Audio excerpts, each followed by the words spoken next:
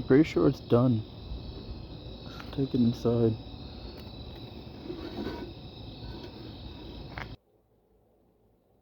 Alright, check it out. Dude, it definitely has to be done. Looks super good, man.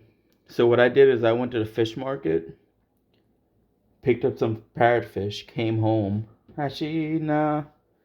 Came home a couple hours later, cut up some carrots, cut up some shrooms, which you see right here, cut up some okra, cut up some scotch bonnet, which you see right there, and then fucking basically put it in a casty. Well, I wrapped it up first. Yeah, the potatoes don't look bad.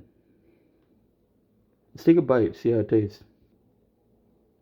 Alright, check it out. Let's take a bite.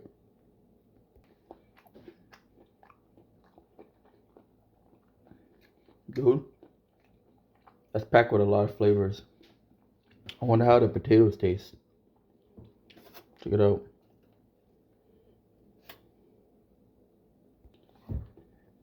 Yo, potatoes are pretty on point.